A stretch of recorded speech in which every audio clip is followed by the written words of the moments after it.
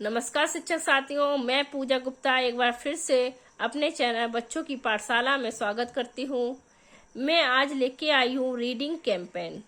45 days का जो reading campaign start हुआ है 1 नवंबर से क्लास बाल वाटिका से 8th तक का है, जो इस तरीके से है। और हमें रजिस्टर किस तरीके से तैयार किया है ये मैं बताने जा रही हूँ।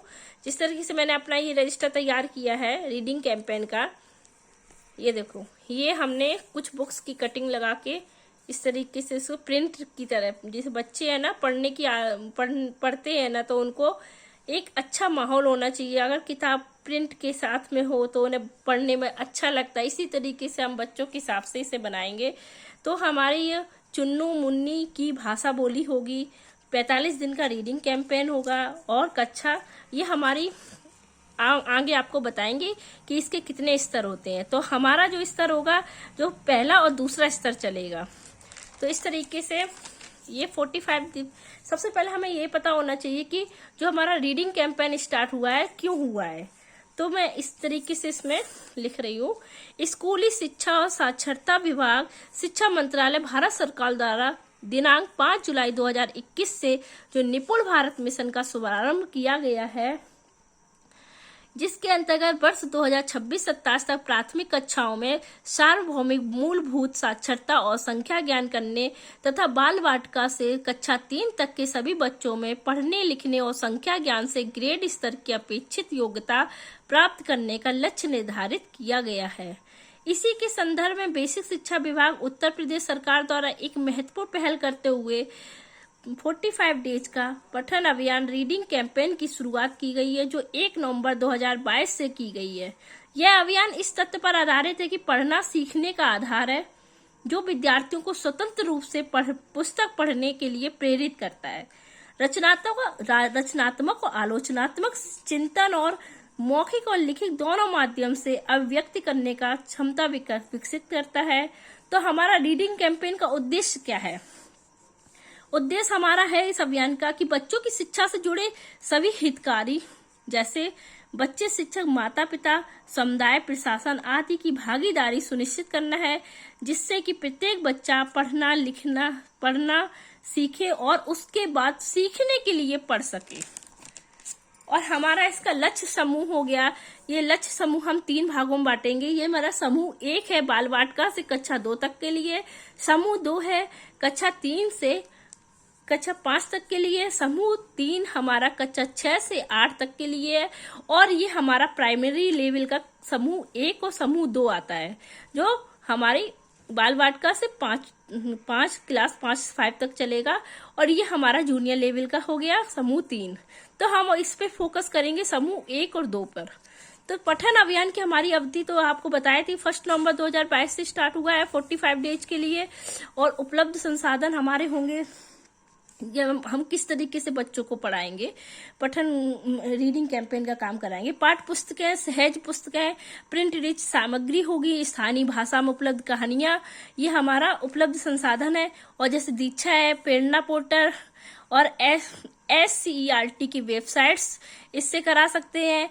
NCERT, NBT books, story weavers, room to read cloud, मतलब literacy cloud, Pratham books et cetera, इसके द्वारा हम इन संसाधनों के द्वारा हम रीडिंग कैंपेन स्टार्ट कर सकते हैं अपने बच्चों को।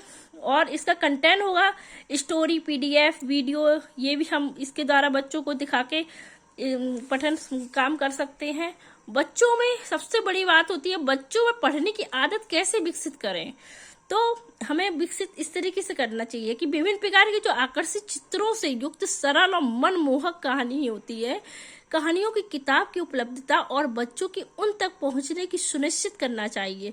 बच्चों में पढ़ने के लिए, बच्चों को जो विद्यालय में पढ़ने के लिए बच्चों को नियमित आधार पर समय और सहज वातावरण उपलब्ध कराना है। गतिविधियों जैसे जोर से पढ़ना, साथ साथ पढ़ना, उनके साथ पढ़ी गई पुस्तकों पर चर्चा करना, भूमिका निभाना, शब्द खेल खिलाना आदि का आयोजन करना है। तो इससे बच्चे बहुत रोचक ढंग से पढ़ना शुरू करेंगे, तो उन्हें पढ़ने की आदत भी विकसित होगी। तो इस तरीके से हमने ये रीडिंग कैंपेन का प्रथम सप्ताह का अभी तो मेरा सेकंड सप्ताह चल रहा है, ये मैंने प्रथम सप्ताह से स्टार्ट किया। देखो प्रथम सप्ताह की गतिविधि अब लेखीकरण मैंने तैयार किया ऊपर। प्रथम सप्ताह 1 से 6 नवंबर तक का है, समूह 1 और 2, मतलब ये हमारा जो प्राइमरी लेवल का क्लास 1 से लेके क्लास 5 तक का है।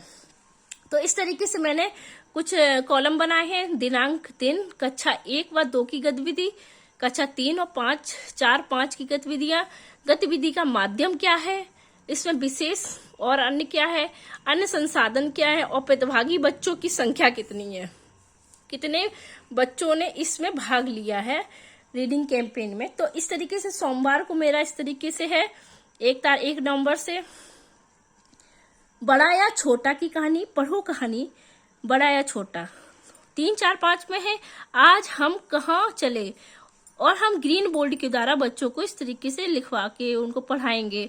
चुन्नू मुन्नी की भाषा बोली होगी, फोटोज के द्वारा दिखा के बच्चों को पढ़ा सकते हैं। 18 बच्चों ने इस तरीके से भाग लिया इसमें।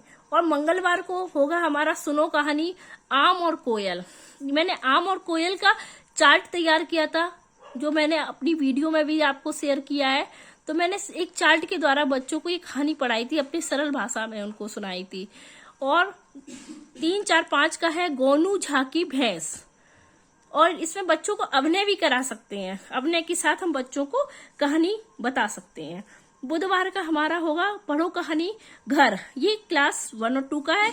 पढ़ो कहानी सोते क्यों नहीं नन्हे से, इसमें भी मैंने एक वीडियो बनाई थी, जो मैंने चार्ट का भी काम किया था इसमें, और बच्चों को अभिनय के द्वारा इस कहानी को समझाया था। और गुरुवार का है गोल क्यों होते हैं बुलबुले, ये क्लास 1 और 2 का है। और 3 4 5 का है मैना ने सूरज को कैसे खाया। तो ये ग्रीन बोर्ड के द्वारा मैंने कराया, तो मैंने ये ग्रीन बोर्ड के द्वारा माध्यम है मेरा, इसलिए यहाँ पे ऐसे लिखना है।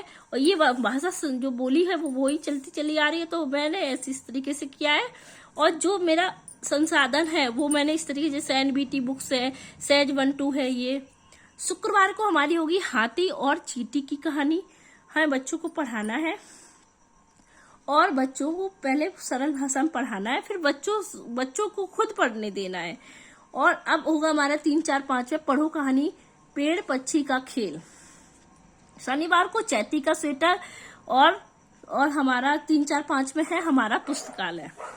इसी तरीके से सेकेंड वीक का होगा, सेकेंड वीक का अवलेखीकरण होगा इस तरीके से। सोमवार का हमारा है सुनो कहानी अनोखा घोंसला है, ये हमारा क्लास 1 से 2 तक का है। यूट्यूब की सहायता से ब्लूटूथ स्पीकर के द्वारा बच्चों को कहानी सुना सकते हैं। और ये क्लास 3 5 का है पढ़ो कहानी बढ़ई बंदर बद्री। इस तरीके से मंगलवार का मेरा अवकाश रहेगा गुरु नानक जयंती पर। इस अवकाश में जितनी भी गतिविधियां हैं वो हम नेक्स्ट बुधवार को करेंगे। तो बुधवार में हमारा होगा जैसे कि क्लास 1 2 के लिए पढ़ो कहानी है चलता पहाड़। तो जो हमारी गुरुवार मंगलवार के अवकाश में कहानी थी क्या अकेला हूं, तो ये कहानी हमें इस दिन भी सुनाना है। और 3 4 5 की कहानी है किस्सा जूते का, तो किस्सा जूते का कहानी बुधवार की है। और हमारी जो अवकाश की कहानी है चूहा सिकंदर घर के अंदर, ये भी बच्चों को पढ़ाना है। गुरुवार को हमें कराना है क्लास 1 और 2 में रोटी गई रोटी आई। और 3 4 5 में करना है गुल्ली का गजब पिटारा। ऐसे ही क्लास 1 2 में हमें शुक्रवार को करानी है बहादुर मिमी, कहानी सुनानी है बच्चों को। और क्लास 3 4 5 में गप्पी साइकिल वाला, ये हमें बच्चों को बताना है, कहानी सुनानी है। शनिवार को हमें करना है क्लास 1 2 के लिए पढ़ो कहानी नन्हे मददगार, ये हमें बच्चों को सुनानी है कहानी। और 3 4 5 को बच्चों के लिए कहानी लेके आएंगे छुट्टी। तो हमें इस तरीके से बच्चों को किस माध्यम से हमें ये कहानी सुनानी है या पढ़ाना है, तो ये हम अपना माध्यम यहाँ पे लिखेंगे। और अन्य संसाधन भी होंगे, अपना चार्ट ले सकते हैं, कुछ भी NBT की किताबें ले सकते हैं। और यहाँ पे हम प्रतिभागी बच्चों की संख्या लिखेंगे। तो इस तरीके से मैंने गतिविधियों का अवलेखीकरण तैयार किया है सप्ताह 1 से 6 नवंबर तक का, और सप्ताह 2 का 7 से 12 नवंबर तक का। तो अगर आपको मेरा वीडियो अच्छा लगे तो आप प्लीज सब्सक्राइब कीजिए और लाइक कीजिए। धन्यवाद।